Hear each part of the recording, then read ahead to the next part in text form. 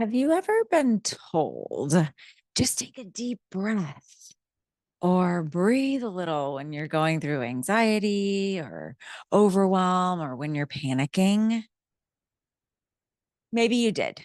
And you took a big inhale through your mouth and then exhale through your mouth again. And somehow it didn't help.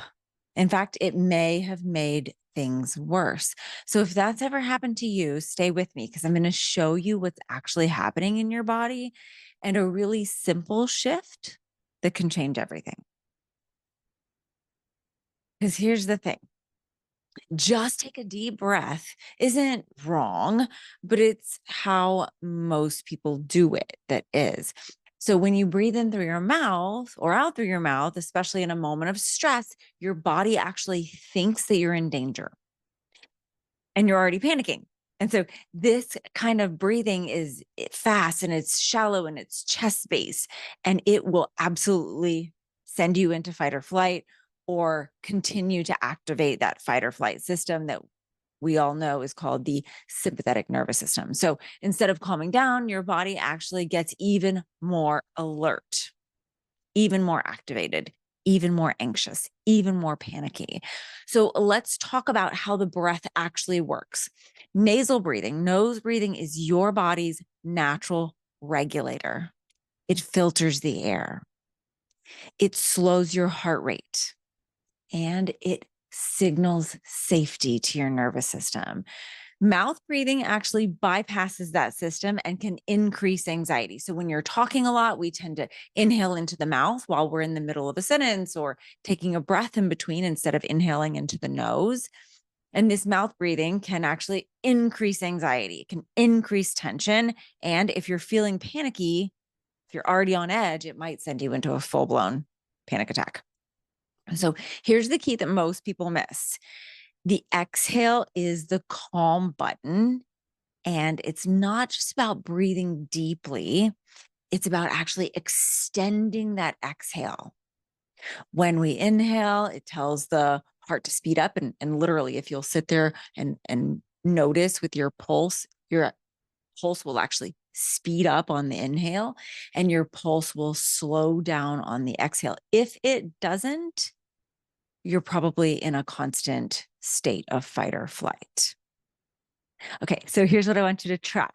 Step one, just close your mouth and breathe in slowly through your nose and let the air expand your belly, not your chest. There's a common misconception that the air is actually going into your belly. The diaphragm is shaped like an umbrella and it sits right there where the rib cage meets the belly. And when we inhale, it contracts and it flattens and it pushes our entrails out where the rib cage isn't. And so we're not actually breathing into the belly. But when we are typically breathing all day long, we're not utilizing the full capacity of our lungs. We're not breathing into the belly. Think about little kids. They belly breathe and their bellies poke out, right? They know how to do this naturally. They learn it when they're younger. Okay. So you're closing your mouth, you're breathing slowly in through your nose, allowing the belly to puff and recede. You're not breathing into your chest, you're doing the belly breaths.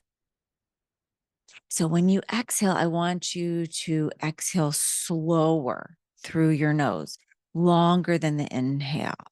If you can, inhale for a count of 3 and exhale for a count of 6, or inhale for a count of 4 and exhale for a count of 8. Or maybe just inhale for a count of 2 and exhale for a count of 4. The point is you double the exhale. So it's a 1-to-2 ratio.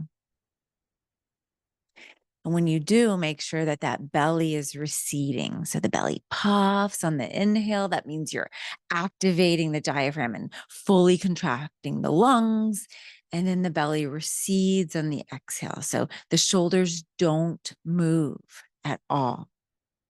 If you've been repeating this while I've been talking, you've probably noticed a shift. So this is not just taking a deep breath. It's just going to stress you out more. This is a really simple way to retrain your nervous system to come back to safety naturally. Most people were never taught how to breathe to feel safe. And in modern life, we have plenty of things that are activating us, asking for our attention. In fact, I heard a statistic yesterday that about 10 years ago, we used to make about 1,000 decisions a day. And in modern times, we're making 35,000 decisions a day. And your breath is a tool that you have with you all the time. So, when you learn how to regulate your breath, you can actually regulate your nervous system very easily.